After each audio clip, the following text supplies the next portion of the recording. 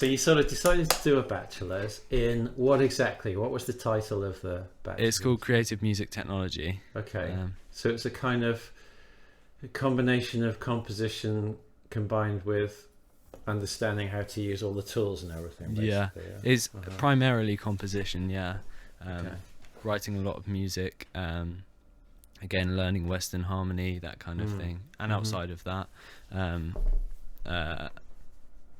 but there's a real emphasis on my course on creating sort of things that you wouldn't come across, like noise music. Plunderphonics was a really cool, fun piece, just creating loads and loads of stuff and finding your own voice, you know, which has been so helpful to me.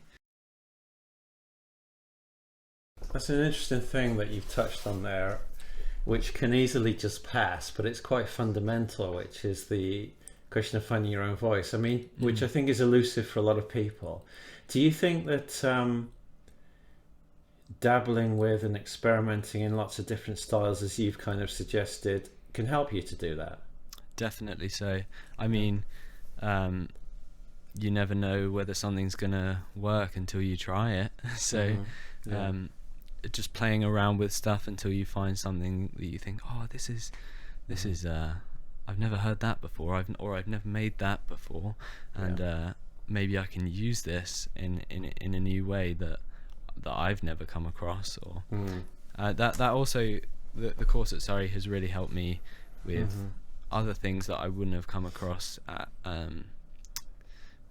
high school, like modular synthesis, that kind of stuff. Just those little things. And I'd honestly never listened to modular synthesis music until I came to Surrey. So and that's a massive part of film school. So yeah.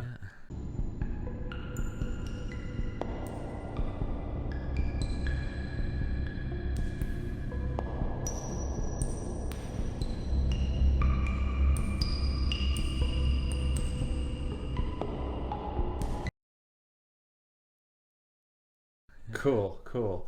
So, I mean, you enjoyed the course and you're very happy with Surrey, but nevertheless, I had to leave. Well, I didn't have to leave, but I chose to leave.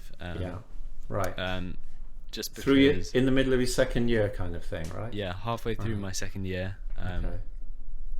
I've technically deferred, so I have the opportunity to go back. Right. But I have a lot of projects incoming outside of university. Yay! I think there's a phrase that I guess at probably higher institutions, like I think there's a phrase at Berkeley that if you graduate you failed, where if you make it to the end of your course without finding some success outside of your course, then something's wrong. You failed. Exactly. That's definitely not the case here. But you know, it's a little idea that. It's an interesting idea. Yeah, I mean, have there been other cases in your peer group or in groups that you've heard about at the university where people have also started to accumulate work during their study and decided not to follow through with their study? Yeah, that has definitely been the case, I think, in years higher than me. Although a lot of the guys at the course in my year still have brilliant success outside of the university. And that they are honestly amazing musicians that they all fuel each other, and it's quite nice to see everyone's work. Let's assume that you're going to be successful and all the rest of it. Do you think that you would ever just, for the hell of it, or for some reason, decide to actually see it through at some point and get the degree and do a master's or something like that? Or do you think, if you're successful, that's it, you won't be going back to education? What do you think? Oh, I think certainly on the side of exploring new ideas, I'd go back to that kind of thing, because I was always kind of interested in doing a master's degree, really delving deep into musicology and that kind of thing. So perhaps, you could see yourself potentially going back and doing some further. Potentially, in that respect, but if you're getting a degree in music, I think just to say, oh, I have a degree, is perhaps not the best idea. And I think that's what I was doing it for when I decided first to go to university. So unless you're doing some sort of production that is incredibly technical, which mine was not. So what happened? You sort of started studying, and then you, at the same time, you were kind of putting feelers out, or what? How did it happen that you kind of... It was actually, I think, as we were coming out of the first lockdown, I had made a new Instagram for my my work and that kind of thing, and I just messaged loads of directors, just saying, hey, look, I'm new in the industry. I was wondering if you'd give me a chance to give you some work or whatever.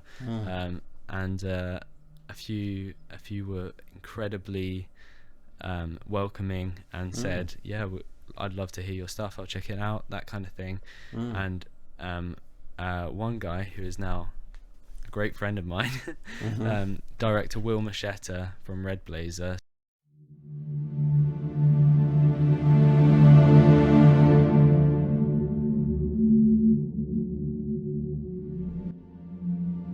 It was so weird. We actually lived in the same, literally 10 minutes away from each other. I just randomly followed him on Instagram, and we met up for a coffee, and we just talked about incoming projects and that kind of thing. Cool. So it was, really about getting yourself out there, I think. And was there any filter for people that you were contacting, or were you basically anyone who qualified as a director you were kind of sending to? Well, I guess just kind of small directors that had obviously worked on a few indie projects, and I thought, well, that's going to be the market where the opportunity is. Where the opportunity is for me, because I didn't want to overestimate my abilities and say, look, oh yeah, I want to go and do all this stuff. It's about having a laser focus on where you think you'll be able to hit your stride, I think. That's the second time you've said laser focus. I mean, is that one of your principles, really, do you think? I think so, definitely. Yeah, I think that's admirable. So you were looking for guys where you thought they were essentially up and coming, where you thought there might be projects, there might be, perhaps they haven't got their kind of stable of pet composers at the moment, so there might be an opportunity to establish a relationship. Yeah, definitely. Very smart, Archie. Very smart, young man. Very smart.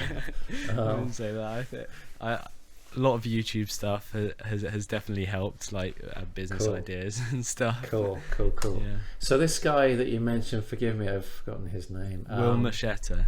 Thank you. Shout out to Will. Shout out Will. Will, good man, Will. So what stage was Will at when you established contact? Had he already done some work, some projects? He'd done some projects. He'd not finished shooting one of his films, but he'd written a film that was upcoming, a short film which was upcoming, and that was my first sort of scoring project, right? For him, which I'm currently working on now. Cool. And should be released very, very soon. Very soon. A film called Four Queens.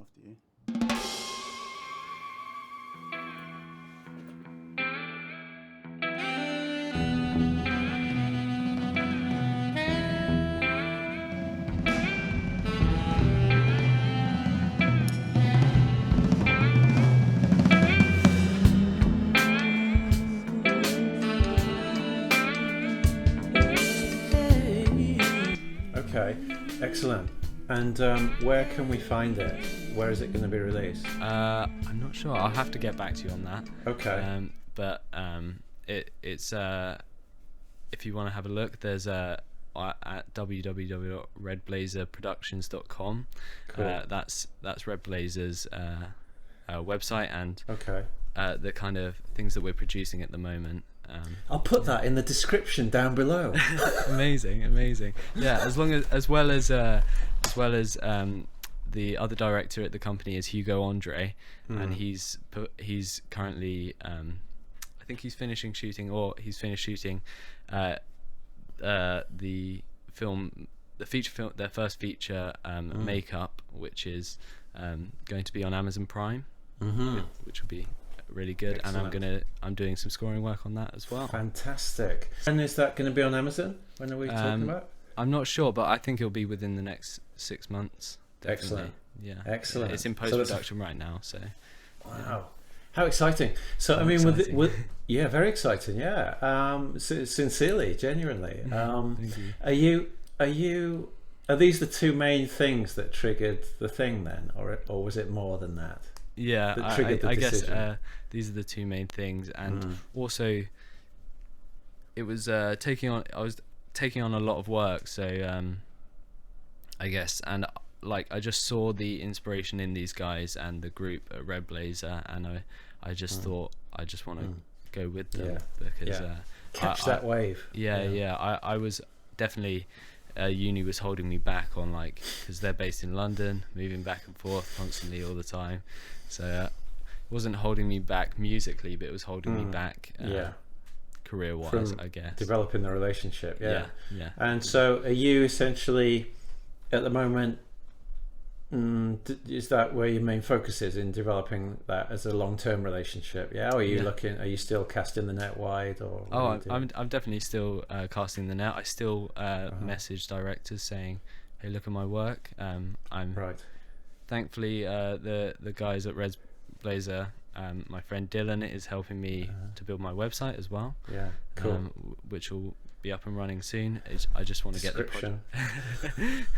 I just want to get the projects on there first. Yes. Before we release anything, obviously. When do you reckon you might have your site live? The next few weeks, definitely. Okay. Cool. So yeah. Websites are a bit of a sore topic at the moment. I'm putting so much time and energy into the site. My God. Getting the right server and having to deal with 1 million people coming into your website. Is this actually going to help me get more work? Help me get? Is it really thinking in a business way? I guess. Yeah. As opposed to just being a musician, which is very important. I think. Yeah. Are you sort of interested in both? Are you interested in being a businessman, if you like, as well as being a musician? Does that appeal to you? Well, yeah, I guess. I mean, I think as a composer, it's sort of brand. It's sort of a brand, like it's the business of you, and you are your own. Christian Henson says you are your own head of department. So I think that really kind of hits the nail on the head. Like, you have to look after everything, Yeah. Shout out to Christian. we're name dropping like there's no tomorrow. Yeah, definitely. Yeah, cool. Okay, great. So essentially, that's brought us right up to date. Yeah. I mean, you're sort of finishing up this short, and they're finishing up the feature film, and in the meantime, you're doing your website, and you're still casting the net and trying to a few other projects as well. Okay. So they're all good fun, like the spoken word project. Yes. Which is a beautiful poem that I'm currently writing the music for. Okay. So, is there any kind of deadline on that one, like for publishing, when we can hear it? I expect it'll be within the next couple of weeks. I know they're shooting the visuals for it next week. So I'm looking forward to that music in tomorrow. So cool. That'll be a lovely piece, definitely. I'm really looking forward to hearing that. Yeah, it sounds very interesting. And is the poet established, or is it someone new? It's kind of thing? Actually the actress Colette Brown. She's wonderful. She's so lovely, and I just met through the guys at Red Blazer. I met her through the guys at Red Blazer, and she said, "Oh, do you want to do the work on this?" And I was more than happy to. I think it's very much about creating work for yourself. At one point that work is really gonna help out. Whenever there's something to say, we'll sort of share a bit of an update when something's been published, or when a new project's come along, or whatever. And I'd like to hear what other people are doing as well. Definitely. other composers in the community.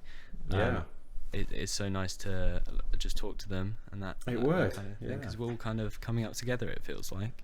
Yeah, definitely. I mean, I think it's really fascinating for everyone to kind of be with you at this stage, you know, when you're really you're starting to go, and it's fascinating. Yeah. And as you say, it would be great if other people can share their stories, and maybe even some questions that we can discuss later in another Very one. interested. So yeah, thanks, Archie. Let's leave it there for now, because I think it's a really good foundation to go forward from, and we'll pick it up a little bit later. Yeah.